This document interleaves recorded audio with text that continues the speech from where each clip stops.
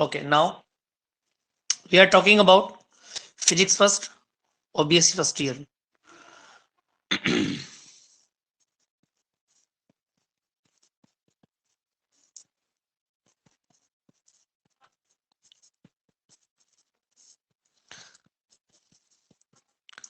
First book. Okay बेटा, इसमें हम स्टडी कर रहे थे लास्ट टाइम। देखें जरा, लास्ट टाइम हमने क्या स्टडी किया था? इसमें इंटीग्रेशन के बारे में चल रहा था, है ना? और इंटीग्रेशन में हमने क्या क्या स्टडी कर लिया था, देखें जरा। उससे आगे का टॉपिक देखते हैं। जैसे कि अगर हम बात करें, नेक्स्ट टॉपिक है हमारा वेक्टर इंटीग्रेशन।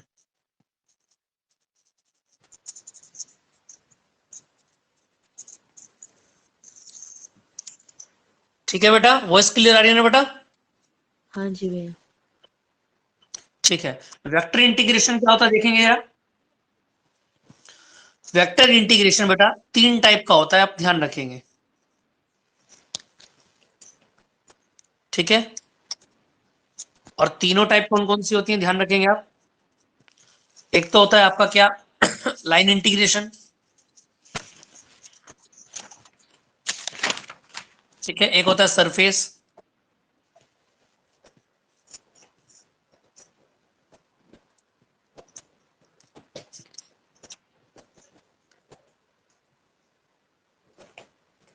सरफेस इंटीग्रेशन, ठीक है। और एक होता है वॉल्यूम। वॉइस क्लियर है ना बेटा? हाँ जी भैया। ठीक है, कोई प्रॉब्लम आती है तो रिकॉर्डेड भी पड़ा रहेगा, ठीक है ना? वहां पर भी आप इसको चेक कर सकते हैं एक बार दोबारा से, ये रिकॉर्डेड भी मिलेगा आपको। ठीक है, अब देखेंगे इसके बाद तीनों बातें क्लियर हो गई आपको। लाइन इंटीग्रेशन होता है, सेकंड होता है सरफेस इंटीग्रेशन, और थर्ड होता है वॉल्यूम इंटीग्रेशन, है ना? इन तीनों के यूज से थ्योरम पढ़ने वाले आगे। ठीक है, लेकिन फिलहाल यहाँ पर एक बात ध्यान रखेंगे कि पहले हम इन तीनों को क्लियर कर लेते हैं कि तीन क्या क्या होते हैं, है ना? देखो यार, जैसे फर्स्ट टॉपिक की अगर हम बात करते हैं, लाइन इंटीग्रेशन।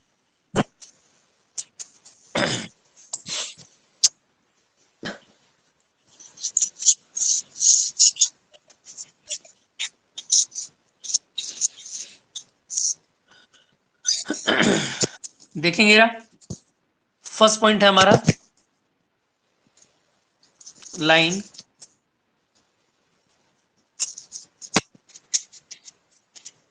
इंटीग्रेशन। ठीक है, और ये लाइन इंटीग्रेशन क्या होगा हमारा, इसको चेक कर लेते हैं। देखिए जरा, देखो लाइन इंटीग्रेशन का मतलब क्या होता है, इसमें आप ध्यान रखेंगे क्या, a vector field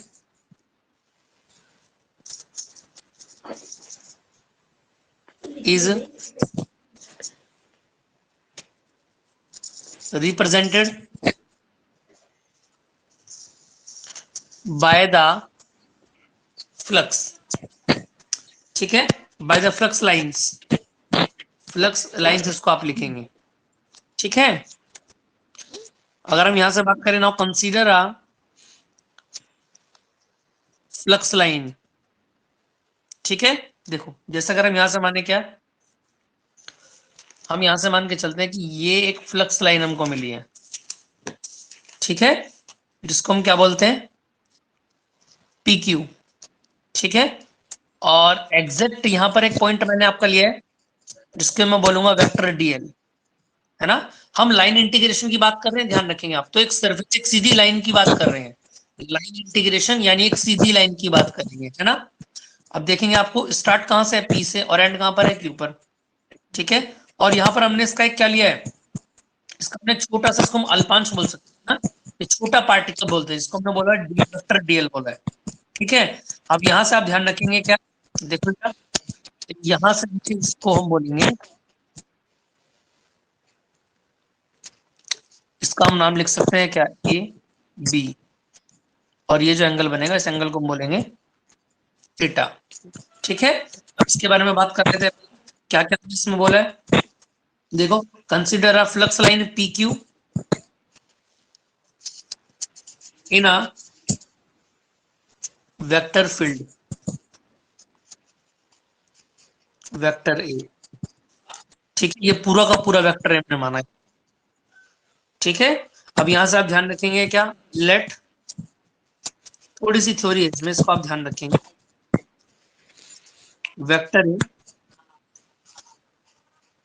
at a point be on the flux line makes an angle theta. इस वेक्टर ने क्या एंगल बनाया बेटा? थीटा एंगल प्रिपेयर किया है ना। और किसके साथ में क्या है? विद ऐसे लिखेंगे आप लेंथ, और लेंथ कितनी है इसको भी आप लिख लेंगे वेक्टर डीएल। ये छोटा सा पार्ट हमने माना है जिसकी लेंथ कितनी है, वेक्टर डीएल है। ठीक है, इतनी बात क्लियर है। अब यहां से आप देखेंगे, इसमें आप एक बात ध्यान रखेंगे क्या, नाउ यहां पर हम एक बात बोल सकते हैं क्या, देखो जो ये वेक्टर है आपका P से Q है ना, अगर मैं बोलूं vector A dot vector DL,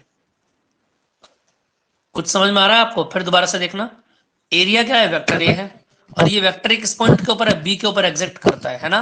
और एरिया कितना है इसका? जितने एरिया पर ये रखा हुआ है डीएल के ऊपर रखा हुआ है, इसको अगर मैं बोलूंगा तो कितना आएगा ये P2Q है ना। और vector A dot vector DL क्या ओपन होगा? देखो vector A dot vector B क्या होता है? ए बी कॉस एंगल कितना है बिटवीन का? थीटा। थीटा। ठीक है, तो यहां पर ये जी। हमारी फॉर्मेशन बन जाती है किसकी? लाइन इंटीग्रेशन की। एक बार इसको फिर दोबारा से देख लेते हैं, फिर इससे आगे मैं आपको लिखाता हूं इसमें। देखो लाइन इंटीग्रेशन क्या होता है? एक ओनली एक सिंपल लाइन का जो हम इंटीग्रेशन करते हैं उसको हम इंटीग्रेशन बोलेंगे है ना। और वो इंटीग्रेशन की फॉर्म क्या होती है मैंने आपको बता दी है, vector A dot vector DL है ना। लिमिट क्या रहेगी इसकी? लोअर लिमिट P2Q, और इसका फॉर्मूला ओपन कितना होगा? जितना भी एंगल इनके बीच का बनेगा, vector A dot vector DL का क्या खुलेगा? A into DL cos theta. अब थीटा। इससे आगे थोड़ा सा सोल्व करते हैं, देखो जरा कैसे। अगर हम इससे आगे का देखें, देखना जरा, देखो जी ये आ गया लास्ट टाइम हमारा। अब देखेंगे अगर हम यह बात करते हैं,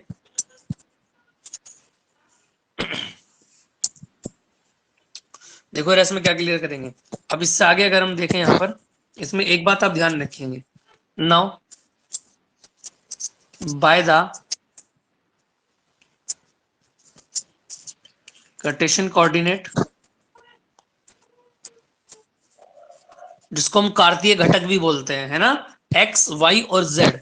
ठीक है, ये आप जानते हैं ना, कितना होता है ये? एक्स वाई और जेड होता है। जेड। ठीक है, जी भैया। फिर आगे जैसा अगर मैं बोलूं कि वेक्टर ए इक्वल है ना, वेक्टर ए कितना होता है? देखो जरा ऐसा अगर मैं बोलूं x i cap plus a a y y g j cap plus a z k cap. ठीक ओके है। बेटा, ऑल दैट जी क्लियर। भैया। And vector dl equal to क्या होता है? डी एक्स आई कैप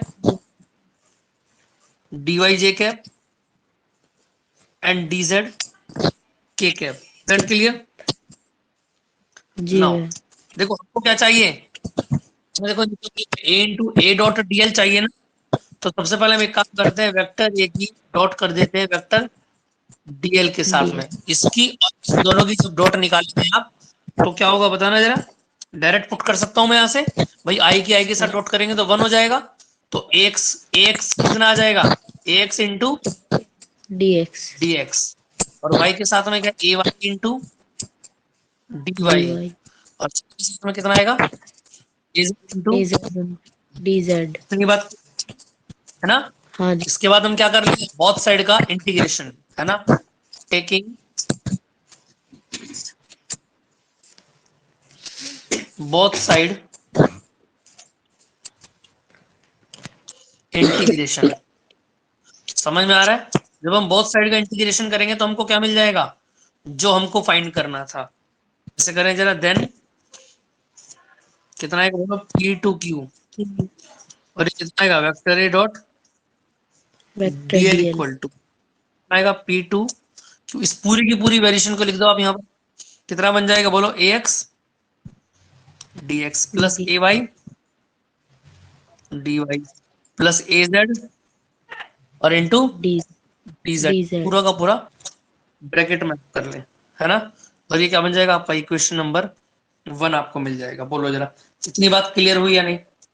जल्दी से बताओ हाँ जरा, जी। इतना क्लियर जी हुआ या भैया। नहीं हुआ? तो क्या हाँ होता है, जी इसको आप भैया। ध्यान रखेंगे, लाइन इंटीग्रेशन होता है। क्या होता है? Line integration. Line integration. समझ में आ रहा है या नहीं आ रहा है? जी इतनी भैया बात आ क्लियर रहा हो है रही सर। है?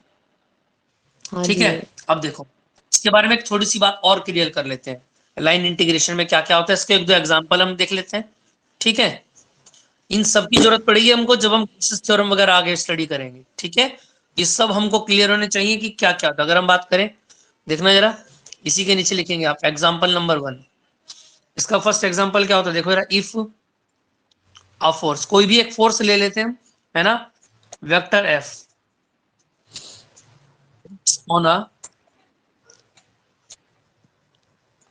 Moving particle. ठीक है। अगर कोई भी पार्टिकल के ऊपर वेक्टर एफ फोर्स लग रहा हो तो आप ध्यान रखेंगे क्या, अगर हम यहां से आप बात करेंगे तो ये कितना बैठेगा, P2Q, और कितना आएगा, vector F dot vector dl आएगा।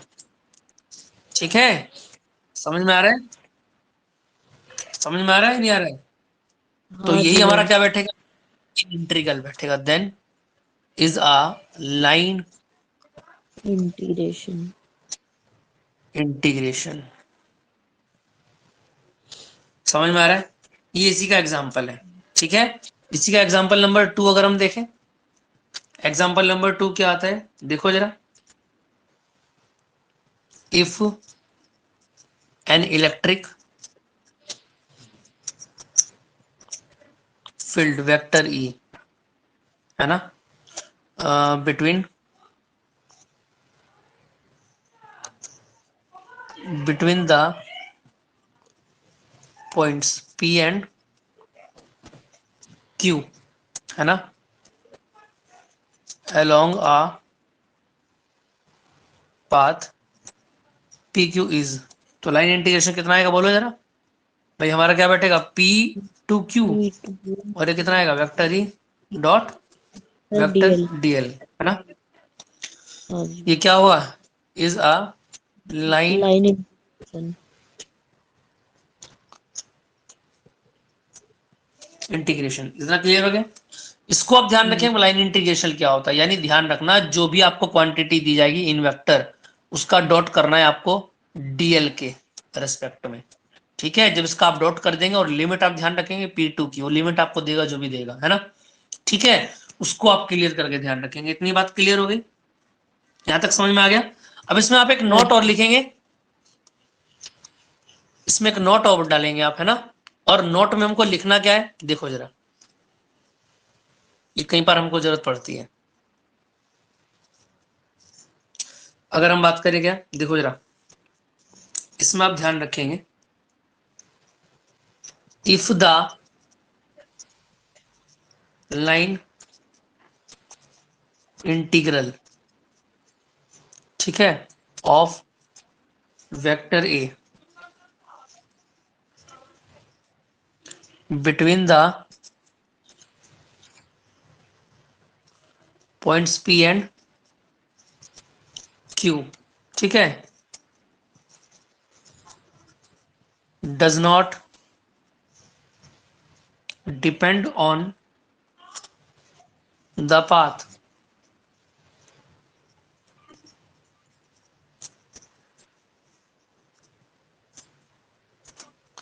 between the points but only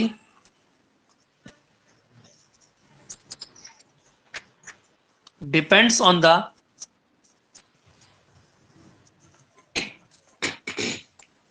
coordinates of the point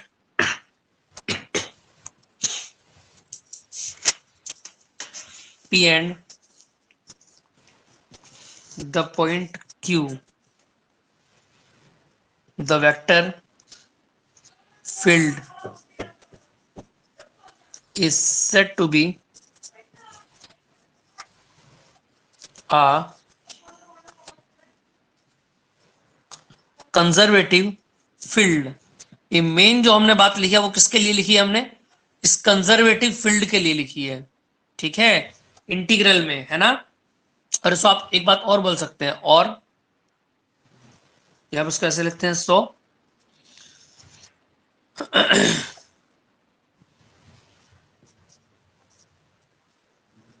integral of a conservative field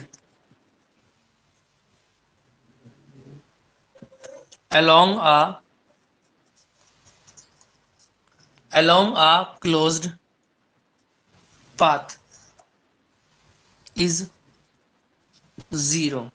यानी ध्यान रखना, इसको आप ऐसा करके लिख सकते हैं, now close integral vector A dot DL equal to किसके होना चाहिए, जीरो के होना चाहिए। अगर आप किसी भी कंजर्वेटिव का लाइन इंटीग्रल फाइंड करना चाहते हैं तो कंजर्वेटिव का लाइन इंटीग्रल कितना होता है, जीरो होता है। इसको आप ध्यान रखेंगे। कुछ क्लियर हो रहा है आपको? मैंने क्या कहा आपसे, हाँ जी। कंजर्वेटिव का लाइन इंटीग्रल कितना होता है, जीरो होता है। ये जीरो। रिकॉर्डेड हो रही है ना, ठीक है, हाँ सही है, समझ में आ रहा है। फिर दोबारा से देख लेंगे एक बार। If the line integral of vector a between the points p and q does not depend on the path, अगर पाथ के ऊपर डिपेंड नहीं होते हैं, ठीक है, इन दोनों पॉइंट पी और क्यू, पी और क्यू इन दोनों के बीच में, फिर दोबारा देखें, if the line integral of vector A, है ना, ये जो लाइन इंटीग्रल क्लोज इंटीग्रल, हमने लिमिट क्यों नहीं लगाई यहाँ पे, इसलिए नहीं लगाई लिमिट, हर बार लिमिट पी टू क्यू लगाते थे, है ना, लेकिन इस बार ये डिपेंड ही नहीं कर रहा है इसके ऊपर, does not depend on the path between the points, इसलिए हमने लिमिट नहीं ली इस बार, but only depends on the coordinates of the point p and the point q. Now the vector field is set to be conservative field. जब path के ऊपर depend नहीं करेंगे, ध्यान रखना, तो कैसा होगा, हमारा कंजर्वेटिव फोर्स होगा, और कंजर्वेटिव फोर्स का लाइन इंटीग्रल हमेशा कितना होता है, जीरो होता है। ये प्रूफ करने के लिए आपको बोला जाएगा, तो आप कोई भी एक एग्जांपल लेके इसको आप क्लियर कर सकते हैं। इस बात को नोट करके लिखेंगे, यहां से क्वेश्चन बनता ही बनता है, इसको आप ध्यान रखेंगे। इतना पॉइंट अगर क्लियर हो गया तो मैं चलता हूं आगे। ये हमारा लाइन इंटीग्रल यहाँ पर कंप्लीट हो चुका है, ठीक है, यहाँ पर इसको हमने जी। क्लियर कर दिया है। क्या क्लियर कर दिया, एक बात ध्यान रखेंगे, क्या होता है कि अगर आपका पाथ के ऊपर डिपेंड नहीं करेगा, तो पाथ के ऊपर डिपेंड नहीं करता है तो ध्यान रखेंगे, but only depends on the coordinates of the point p and Q. Now the force is called, the vector field is always called conservative force and the line integral of conservative force is always zero। Clear है इतनी बात? चलो अब इससे आगे देखते हैं, हम कुछ नया टॉपिक उठाते हैं, इसको दोबारा से आप देख सकते हैं, ठीक है, आपको बाद में भी मिल जाएंगे सारे टॉपिक के। अब अगर नेक्स्ट टॉपिक की अगर हम बात करते हैं, देखना जरा भाई, देखो जरा, नेक्स्ट की अगर मैं बात करता हूं आपसे, है ना, नेक्स्ट टॉपिक की अगर मैं बात करता हूं, इधर देखें जरा आप,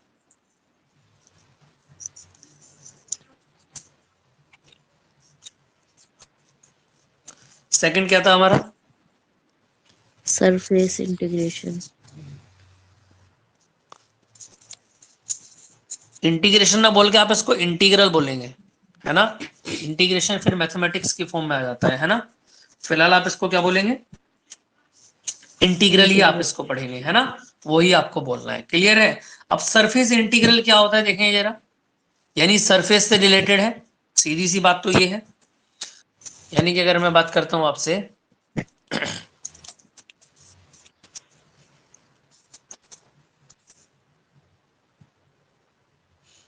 कोई भी एक पार्टिकल हम यहां पर ले सकते हैं, ठीक है, और इसका सरफेस हमने एस माना है, ठीक है, और यहां से आप ध्यान रखेंगे,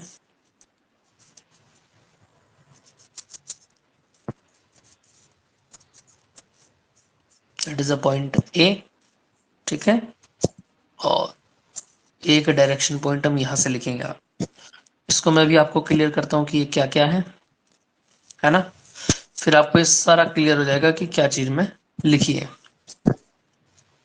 देखो जरा, सरफेस इंटीग्रल का मतलब क्या होता है, देखो जरा, देखो, अगर लाइन इंटीग्रल होता है तो इंटीग्रल एक बार करते हैं, ठीक है, सरफेस की बात होती है तो इंटीग्रल डबल बार होगा। समझ में आ रहा है? तो डबल टू टाइम्स इसको करेंगे आप, जैसे अगर हम बोले क्या, देखो जरा, इसमें आप ध्यान रखेंगे, कंसीडर, थोड़ी सी थ्योरी में आपको लिखनी है, consider a small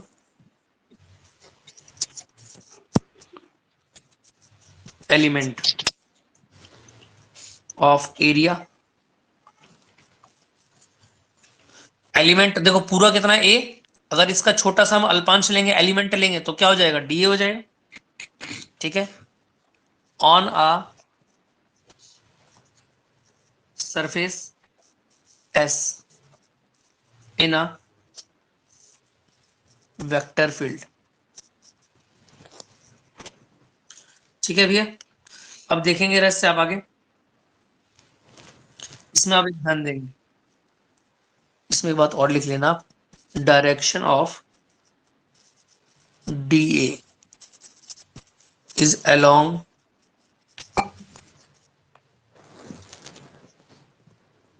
outward normal on surface. ये जो मैंने डायरेक्शन बोली है ना, ये इस डीए की डायरेक्शन हमने बोली है। ठीक है, यहां से आप ध्यान देंगे आगे, लेट बस इसमें ऐसा करके लिखेंगे, ज्यादा इसमें थ्योरी वोरी आपको नहीं लिखनी है, इसको आप सीधा सा बोलेंगे। देखो जरा, इसमें आप ध्यान रखेंगे ये वैल्यू आपकी निकलेगी कैसे, देखेंगे इसको। अगर मैं आपसे बोलूं देखो इंटीग्रेशन होता कैसा है, डबल इंटीग्रेशन करना है आपको। ठीक है, और ये होगा किस किस का, vector A dot vector D का। वहां पर क्या आता था, वहां पर डीएल आता था, अगर आपको याद हो, समझ में आ रहा है, वहां पर क्या आता था, डीएल आता था, है ना। यहाँ पर डीएल नहीं आएगा, यहाँ पर क्या आएगा, डी आएगा। और इसको जब आप ओपन करेंगे तो यहाँ पर ध्यान रखना, ये कितना बनेगा आपका, बोलो इसको, a into into d a dA to cos theta। Theta आ जाएगा। समझ में आ रही है बात, इतनी बात क्लियर है। इसको आप जी सिंपल लिख भैया। सकते हैं, सरफेस इंटीग्रल होता है। यहाँ तक कोई दिक्कत हो तो बोलो जरा, इसमें ज्यादा आपको नहीं देखना, बस इतना ही आपको फॉर्मूलाज का याद रखना है केवल, है ना, कि सरफेस इंटीग्रल का फॉर्मूला क्या होता है। ठीक है, इसका एग्जांपल भी मैं आपको नोट कराऊंगा, अभी पहले इसको आप नोट कर लें जल्दी से जरा। इतना क्लियर हो रहा है ना सभी को, बात क्लियर आ रही है ना समझ में। भाई सरफेस देखो, लाइन इंटीग्रल में केवल वन होता है, ठीक है, सरफेस इंटीग्रल में डबल होते हैं। और वॉल्यूम में क्या होता है, हमको पता है वॉल्यूम तीन चीजों से मिलकर बनता है, तो वॉल्यूम इंटीग्रल में क्या होगा, तीन बार आपको इंटीग्रल करना पड़ेगा। समझ में आया। इसका एक एग्जांपल हम ले लेते हैं, जैसे कि अगर हम बात करें क्या, देखो जरा, कोई भी एक एग्जांपल हम इसका ले सकते हैं। एग्जांपल से आपको याद रहेगा, मैं इसलिए आपको एग्जांपल लिखा रहा हूँ बस केवल, है ना।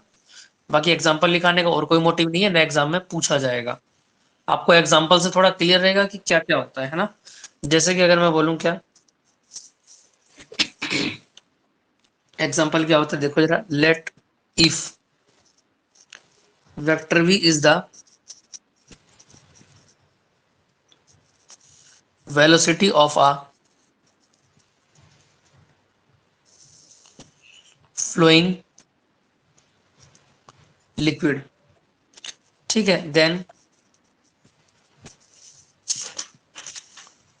द सरफेस इंटीग्रल इज, क्या होगा बोलो, दो बार इंटीग्रल करेंगे आप, और वेक्टर v इंटू वेक्टर, वहां पर डीएल आता था, यहाँ पर क्या आएगा, डी आएगा।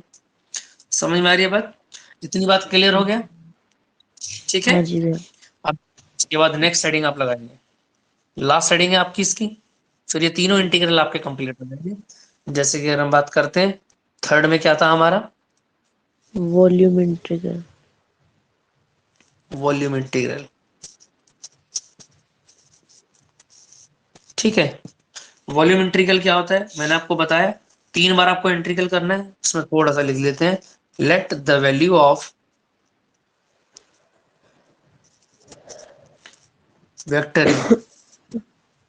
इन अ स्मॉल एलिमेंट, वॉल्यूम है तो डीवी लेना पड़ेगा यहाँ पे। ठीक है, डीवी ऑफ वॉल्यूम, भाई एलिमेंट जो होता है वो क्या होता है, पूरा का पूरा तो वी हो गया, और इसका छोटा सा पार्ट अगर हम ले लें तो इसको हम क्या बोलेंगे, डीवी बोलेंगे। समझ में आ रहा है। तो इसकी अगर हम बात करें यहाँ पर क्या होगा, देखो जरा, अगर मैं बोलूं आपसे वॉल्यूम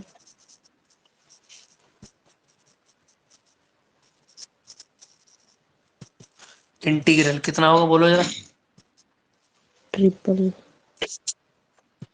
ए डॉट डीवी। डी हो जाए। समझ में आ रहा है? ठीक है, इसको आप थोड़ा सा क्लियर कर सकते हैं। जैसे अगर मैं बोलूं क्या भाई, एक तो फॉर्मूला आपका ये बन गया यहाँ से, इसको आप थोड़ा सा और कर सकते हैं। जैसे मैं अगर मैं बोलूंगा इन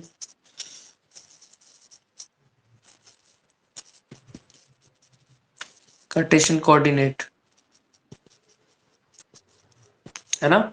जैसे हमको पता है वेक्टर ए बराबर किसके होता है, बताना जरा। ए एक्स आई कैप,